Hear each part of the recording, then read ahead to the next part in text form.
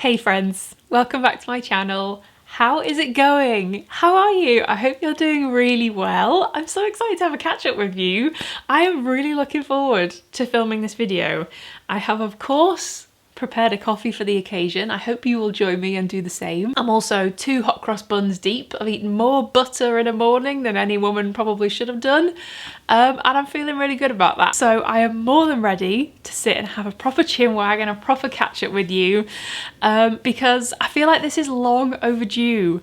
I have received so many questions about all things bookish and all things book related over the past few months, and I've been kind of biding my time a little bit with answering them because I wanted to accumulate all of the most kind of frequently asked ones that people seem to be really curious about, because I think publishing and getting published and writing a book, it's all kind of, to me, it's like a very secretive process and secretive industry, and something that I had absolutely no clue what I was getting into. I had absolutely no idea how it all worked. So I can totally understand why there is so many questions about how my debut novel, Rewitched, how that has kind of come about and what the process of that was and how it's ended up being a published book. It's still very strange to say. So I've been accumulating them all into one big list. I've been saving them for today because today is kind of an exciting day. Today is cover reveal day. And we're all just gonna pretend that nobody already saw it, all right? We're all just gonna pretend that none of us accidentally stumbled across it, none of us were super sleuthing. First of all, before I get stuck in, before I forget, I just want to make sure that I first and foremost say, if you have pre-ordered Rewitched, if you have added it to your TBR, if you have shared it online, or even if you're just looking forward to reading it, thank you so much. The support so far has been absolutely mind-bending, boggling, and blowing all at once. I don't know at what point this is supposed to sink in, that this is genuinely really happening, but so far it's very much floating. There has been absolutely zero sinking. In true witch style, it refuses to sink. All right, I think that is probably enough of a nonsensical, complete nonsense of an introduction. Let's get stuck in with the questions, shall we? How did you go about getting published? So what I am gonna do is talk you through the normal step-by-step process of how one would go about getting published, and then I'm gonna talk about how mine happened. So the normal process that would happen is that you would write a book. The short little part of the process is that you write a book. I'm talking about fiction, by the way. I have zero experience in non-fiction publishing. So let's say you've written your book, you've been through it numerous times and edited it yourself to get it to the best that it can possibly be. The next step in the kind of traditional publishing industry is that ideally you will then find yourself an agent. So you would do a little bit of research into who might be a good literary agent for you. You would see kind of previous titles they've worked on, if they have any specialities. You look for what they are particularly on the hunt for right now. You find yourself a load of options. Don't get your heart set on one. I would suggest doing your research first, obviously, and finding out, how to write a good query and cover letter and the length of text that these agents want to see. But I mean, fingers crossed, hopefully one of these responses will be an agent who is interested in reading your full manuscript. They will ask you for your full body of work so that they can read the whole thing. And if they decide that it's something that is a good fit for them, they will then offer you representation in exchange for commission on any book deals that they manage to land for you. So then once you got your agent, it's the agents who will approach the publishers and the editors and their contacts in the publishing industry to try and land you a publishing deal. For anyone who is curious, that is kind of the traditional way of how things work. But there was certainly a lot of luck on my side with this, and the way it's come about, I actually think is like slightly, I think the fates and the universe and actual real life magic have been involved to some extent. So I came up with the idea for this story in 2020. I came up with it on one of my silly little lockdown walks. I've had plenty of ideas in the past, but I always kind of like can feel them slightly within my grasp and then they just kind of slip away from me without me being able to really kind of grab onto them and figure out what they're actually all about.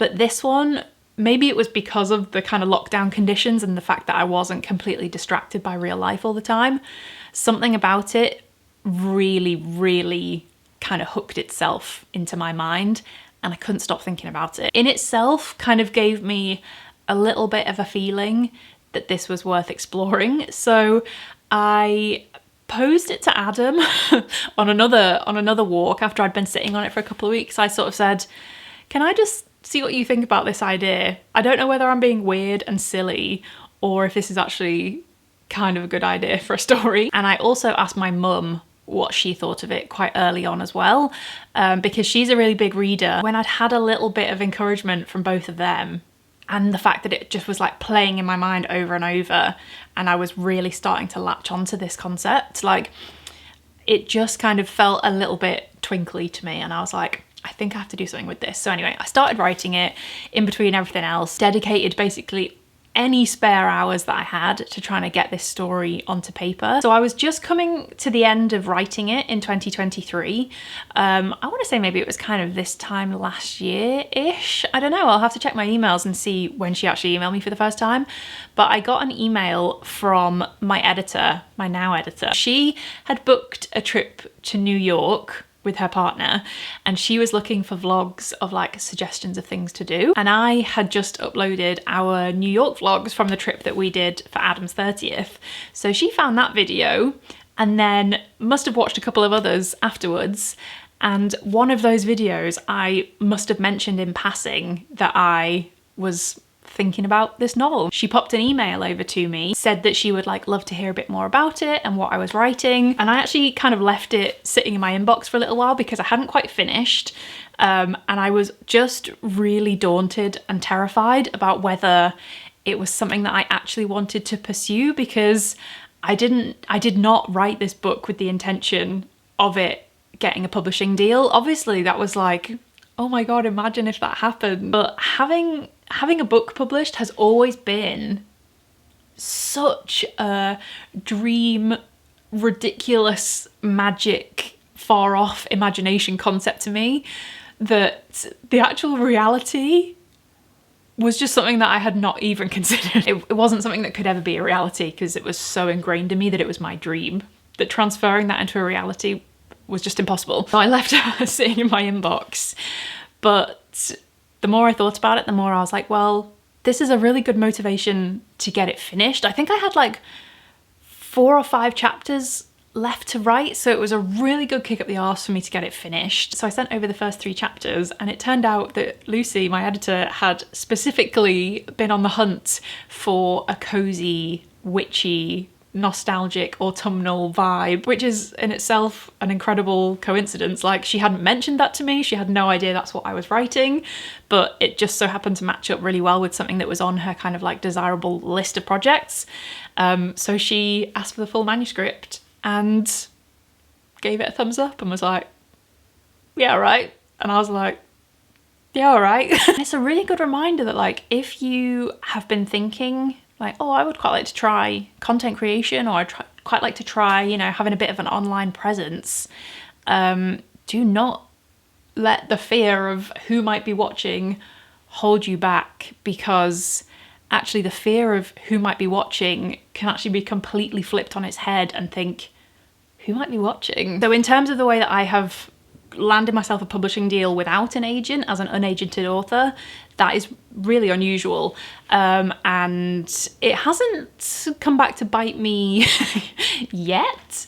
Obviously it means that I have to trust my own instincts a lot more, but you know, I hired a lawyer to go over the contracts and double check all of that for me, and I'm a big believer in gut instinct and trusting myself and my decisions, and always have been. So I've got those conversations like going on in the background now, because it would be really nice to have someone fighting my corner with me a little bit, and for, you know, for any future things that might come along, touch wood, fingers crossed, it would be nice to have someone to kind of, you know, give me their proper professional advice. So we'll see what happens there, but that is how it all came about for me. A lot of fate, a lot of luck. On a similar note to that, do you know if any other publishers tried to acquire it before Pan Macmillan? Normally, obviously, your agent will be sending it out to lots of different publishers to try and gauge if there might be interest from multiple publishers. And if there is, then it goes into an auction and they kind of push their highest bid forwards, and you either take the highest bid or you choose your favourite publisher of the lot. Although having said that, before my editor got in touch, a few months beforehand, I think I'd probably written about 2/3 of the book at that point.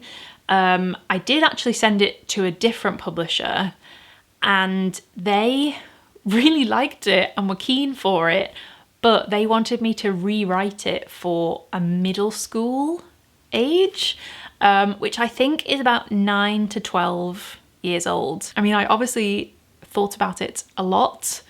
And I was actually quite upset by it because I was like, I've been handed, you know, a dream offer and I would love to take that, but these are not the conditions that I want to take it on. And honestly, like, I was tempted just to be able to grab it with both hands and, you know, seize it and make it happen and be like, yes, I got a publishing deal. But my gut instinct was just like, that's not what this is. Like, that's not what the story is. The story is for when you're in your late 20s, turning 30, and you think, God, I am not what I used to be. I have lost my spark completely, and somehow along the way, all my magic has faded away from me, and now I'm only just realising that I've kind of lost it all. And that doesn't apply to 12-year-olds. If it does, they're in deep existential crisis way too early. So that was actually like a real test of my integrity. Turns out I do have some. Got a lot of questions about, will your book be available in the States? Watch this space. I don't know what I can tell you and what I'm allowed to tell you. Watch this space. Okay, aside from the publishing process and how that all works, the next most common thing that I got asked about was the cover. And that is perfect timing because today is cover reveal day and I am so delighted and so excited to finally show you the cover of Rewitched. I've got a really cute little animation thing, so I'm going to pop that in here for you to see right now.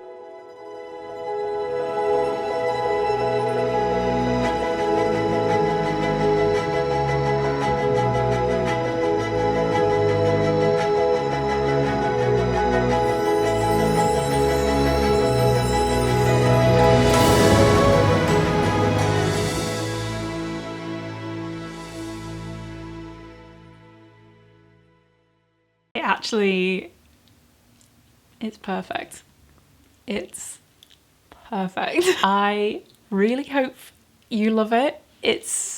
I just think it's an absolute thing of beauty. Every time I look at it, it fills my heart with joy. So what's the process of book cover design and titles like? Do you have any say in the style, artist? So if I tell you that this cover has been designed by the unbelievably talented Charlotte at Honey Plum Paper, that might ring a couple of little bells if you have watched my YouTube channel for a while, because the little graphics that are kind of sprinkled around my channel banner and the end screen that you get if you watch the whole way through to the end of a video, they are actually also drawn by Charlotte. I knew that I wanted an illustrated cover. You can get kind of like typography covers and photography covers, but in my soul, I was like absolutely gunning for an illustrated cover because they are just my absolute favourite. And I think for the coziness and the comfort that I hope the story provides, an illustrated cover was like a no-brainer to me. So I then said, if you're kind of on the hunt for an illustrator, like, I would love to put Charlotte forward. I've worked with her before. I think her style of illustration would be perfect for the story. She does a lot of like autumnal witchy inspired graphics. But other than that, I just kind of left the ball in their court. Like, obviously the art department at Pan Macmillan then worked with Charlotte collaboratively. There was quite a lot of back and forth, and I've actually asked Charlotte if she wouldn't mind me popping a few of like the really early sketches on here, just so you can kind of see how the development kind of came about. A whole handful of like initial early sketch ideas for like scenes that we could show on the cover, different arrangements that we could show on the cover, different moments from the book, because obviously she had an early copy of the manuscript to like pick out details about the characters or certain scenes that might make for a nice cover. So she sent over her initial very kind of rough pencil sketches, which were already beautiful. As soon as I saw them, I was like, this is gonna be good. There was a trio in particular that everybody really loved, and they were kind of like views through a window. They were all different shapes and styles at that point, but the concept of having the main character, Belle, in the window practicing a little bit of magic and it almost being like a little snapshot into her life like that, everybody really liked. And I think it was the sales team actually that picked up on that one in particular, because it had a real feel of symmetry to it, which I guess is kind of appealing to the human mind. We've been through like different color schemes of what might work best.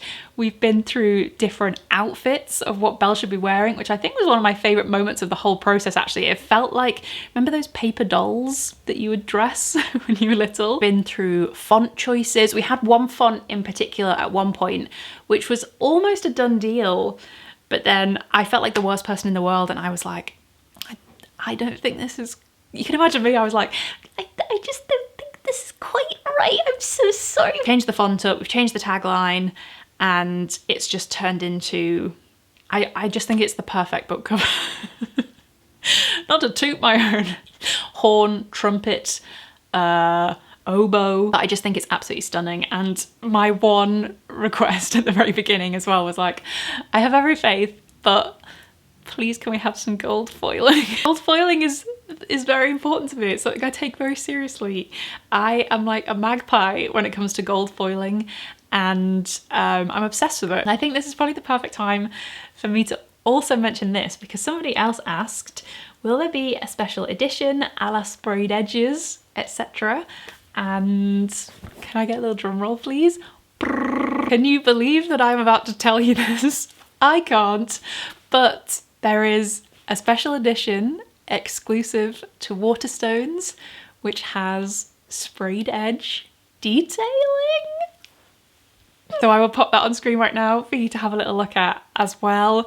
It's like a continuation of the cover design. It also features the cats, who is heavily inspired by Flo. And I think one more feature on the cover and she's gonna have to start charging for her likeness, because she's now like the main mascot of the book, which is hilarious to me that my cat is like a muse. So yeah, we have a special edition of Rewitched available at Waterstones. So I will put the link for that in the description box down below, as well as the main edition if you would like to pre-order either of those. Oh, and the other small detail is that the Waterstones ones will also be signed, if that is something that you would like. I am really looking forward to that. I'm not sure my wrists are, but I also need to come up with like a new signature that's not my awful standard signature. I need like a Disney princess flourish. If anyone would like to design me a book autograph, then send it my way. So I've now got basically a load of quite random questions,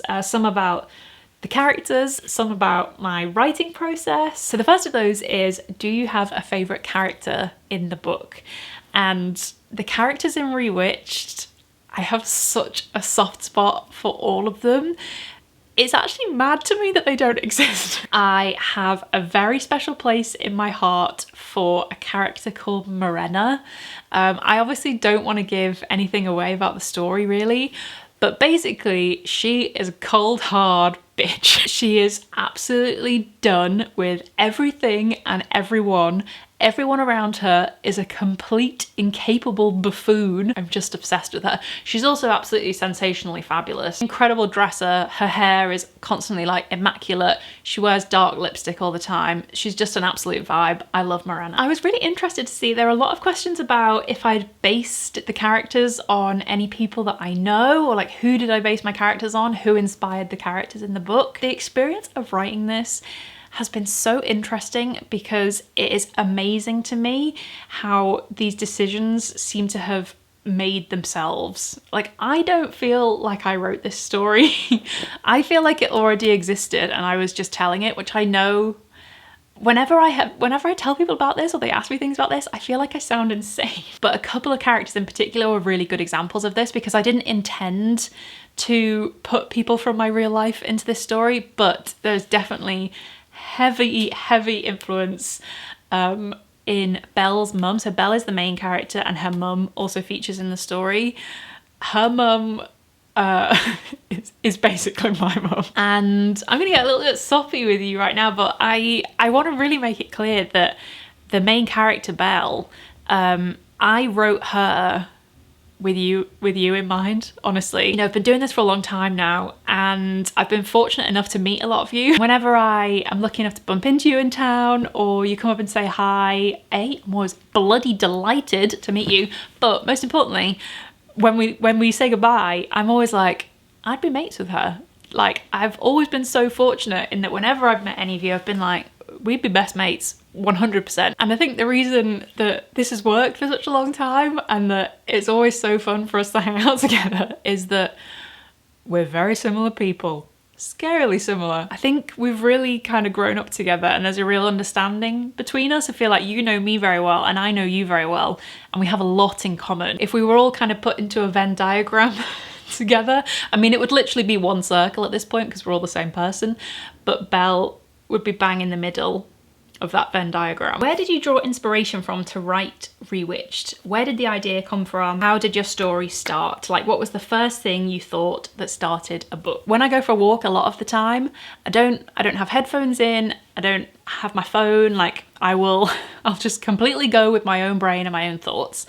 So that's how because I feel like sometimes if you're listening to things or you're looking at things while you're doing it, it blocks those moments of like something flashing into your mind. And a lot of the time you need to block those things. But, you know, if you've got a bit of a creative itch or whatever, you just kind of have to leave your mind to like stretch its tentacles out slightly and see which new things it can reach into. I didn't quite realize at the time, I don't think, but it makes a lot of sense that that idea came when it did, because I have really spent the last couple of years feeling exactly what this book is all about, in that I've really kind of left my magic behind and that I'd completely let that go. Think of myself when I was younger and the kind of promise and potential that I felt like I could do anything and that I was able to do anything.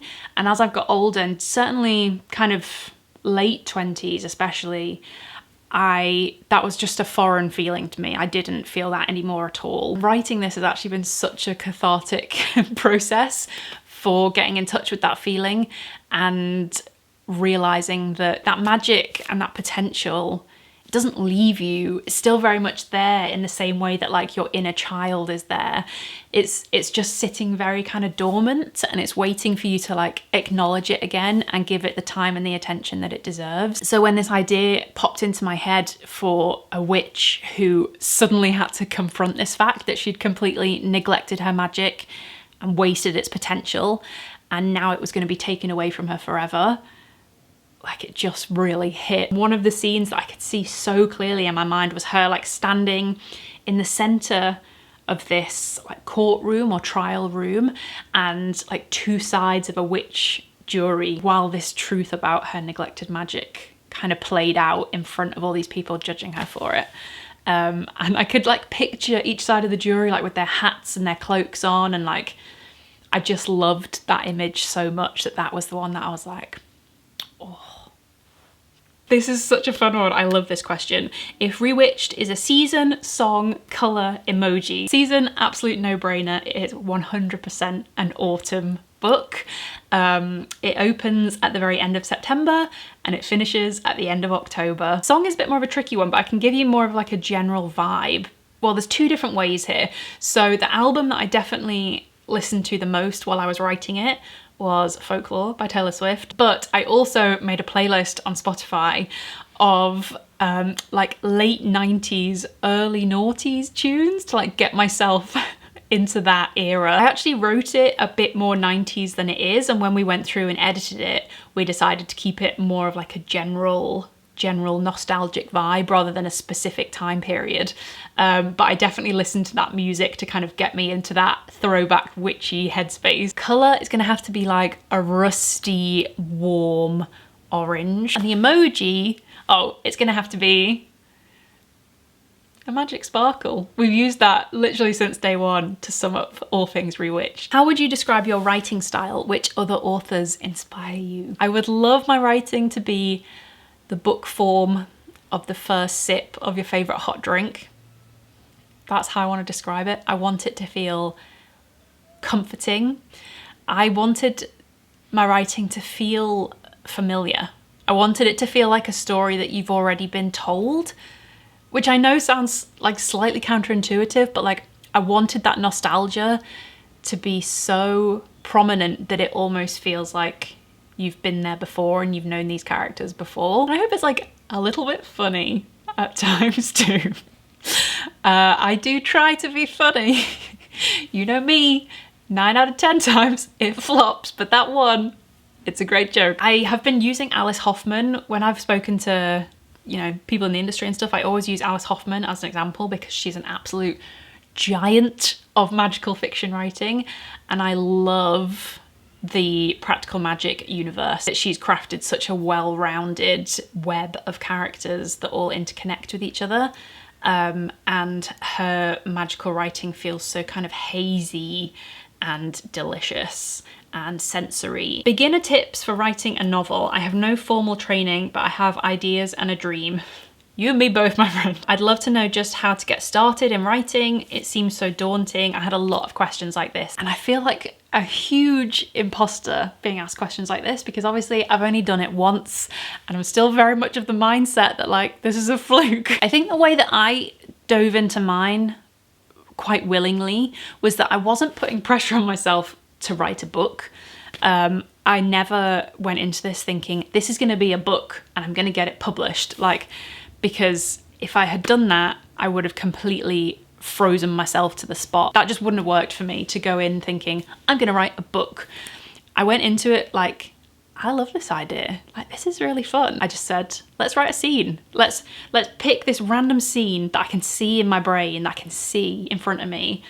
Let's put that onto a page. So rather than approaching it as that blank Word document, which is the enemy of creativity, and thinking, okay, chapter 1, the first line of my book, like that's so much pressure. It might be a scene that features 65% of the way through a full story, but just have a go at writing that scene and see what happens. And then once that bit's written, you think, okay, now what would she do after that? And then write the next bit. And then think, oh, actually I love this other scene that would happen 30% of the way through the book, so write that. And then maybe figure out later down the line how they all fit together. I think the most important thing and like the best advice I can give you is just have a go. Like if you're anything like me, I completely freeze myself because I think this first page that I'm gonna write has got to be perfect. And if it's not, that's so embarrassing. And oh my God, I am such a cringe bag. And why would I ever think that I could do this? Because this is gonna come out and it's gonna be so crap and everyone's gonna laugh at me. But actually, guess what? No one else has to see it until you're ready for them to see it. That's the beauty of writing, is that it can be a completely insular, private process until you're ready to share it. So I think shaking off this idea that any of it has to be perfect, your first draft. I think back to my I think it was probably like my 5th draft that my editor eventually saw. I'd been through it so many times myself. I think back to those early ones, I'm like, oh my God, they were messy. If something catches your imagination, just start from that point and give it a go and see what it can turn into. But even more importantly than that is just get started. Just start. It's the biggest hurdle that you will overcome, is thinking, okay, I'm gonna do this. I'm gonna sit down. I'm gonna give myself the permission to create something imperfect and messy and silly and stupid. And if I give myself that permission, maybe it won't be any of those things. Actually, maybe it'll be quite good. If you have the pull to write something, there's a reason. And like, you probably are a bit of a writer, and you probably are a bit of a reader, and you know what makes a good story. What's your writing process? Are you a plotter, a pantser, or both? Did you experiment with the methods? Did you write everything in order? Did you write some bits as standalone and fit it in? It's very bold of you to assume that I have a process.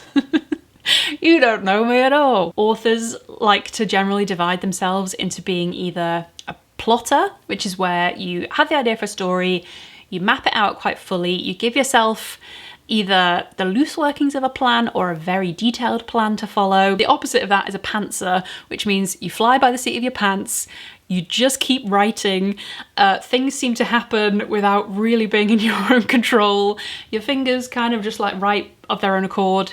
Guess which one I am? I started very much as a pantser. As you can probably tell from the advice I just gave you, I started randomly to see what it might turn into, and just kind of like kept going with the flow. I would say after I'd written probably about 10,000 words or so, I was like, maybe I should make some notes. Like the main part of the story exists through the month of October, and she's kind of on a countdown.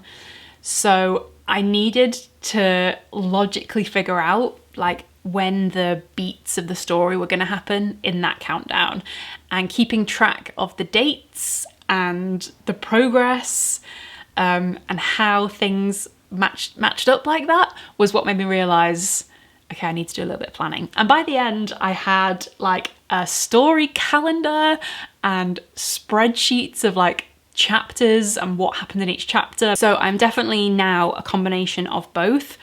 Going into writing book 2, I'm going to try and take the same approach and start as pantser, because I think that like messy, forgiving way of approaching it allows for better ideas and creativity to flow and like happy mistakes to happen. What has been your favorite part of writing a book?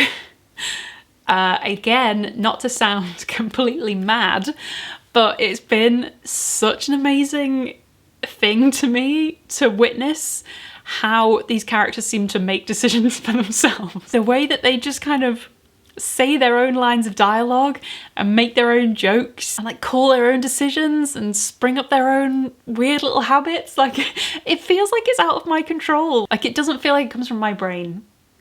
And that's like my favorite part of it, because it's just so mad. Tell us a little fact / quirk about your fave background character in Rewitched.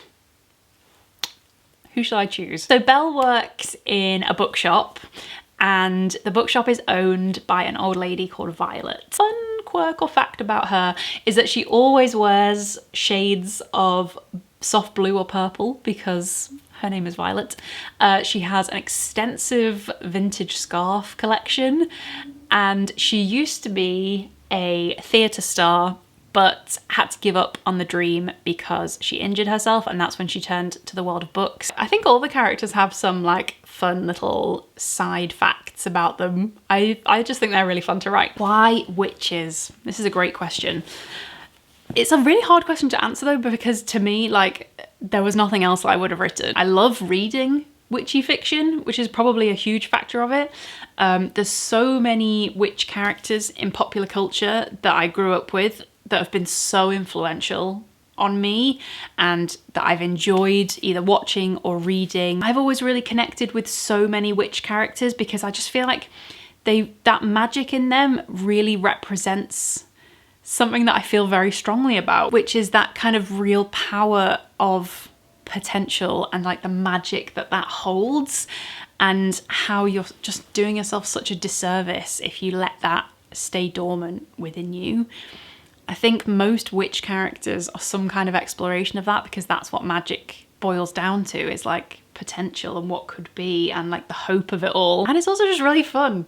Like writing magic is so much fun. It opens up so much more possibility for like what you can do with characters and what can happen to them, I suppose. It's just really fun. I had lots about kind of like the possibilities of sequels and all that kind of stuff. So did you originally vision the story as a duology? Will it be a standalone or part of a series? And tell us about book 2. Does there feel more pressure for book 2 now that you're writing it, knowing it's going to be published? Yes. Book 2 is not a sequel, but it is the same universe. And I have a little kind of tickle in my brain which thinks this universe has some things to explore, and I think there's quite a lot of possibility for it, and I have an idea in my head of what that might look like, but obviously we'll just have to, I'm not counting any chickens, I'm just really trying to enjoy and appreciate what I have achieved. And as for the pressure on book 2, yes, I would be lying if I said that it didn't feel really scary actually now. To be back to that blank Word document when I've previously left 109,000 words of the last one. I'm just trying to accept the fact that it's going to be a really different writing experience, because obviously there were no time limits, no deadlines, no commercial angle. Like there was absolutely no expectation on the first one because I didn't tell anyone about it. Book 2 is coming with expectation and deadline and financial implications and all sorts of other things. But we can do it. We're delusional enough to believe that we can do it. How did you choose the names of the characters? This was actually one of the most commonly asked questions, which I thought was really funny. Again, they're kind of another thing that decided themselves a little bit, but I did procrastinate quite a lot of time looking through like baby name websites. The younger characters not so much, but because there's more of like an older cast of characters, obviously Belle is turning 30, her best mate is the same age. But the rest of the characters are more kind of like middle-aged and older. So I wanted them to feel quite traditionally magical.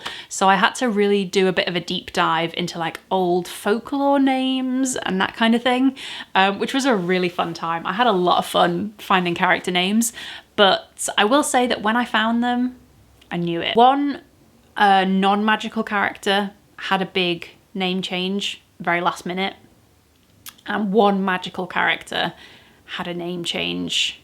Actually, two magical characters had a name change because one was very similar to Morena and we didn't want it to get confusing.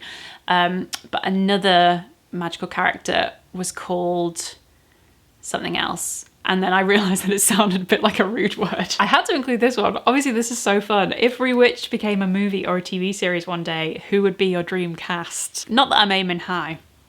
Olivia Colman, Emma Thompson, Kate Winslet,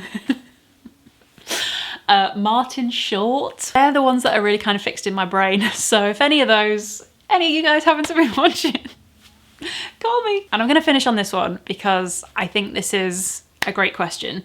Do you think anyone that wants to can write a good book? Yes, I 100%. Do you know what? I heard once that everyone has either a marathon or a novel in them. And I sure as hell do not have a marathon in me.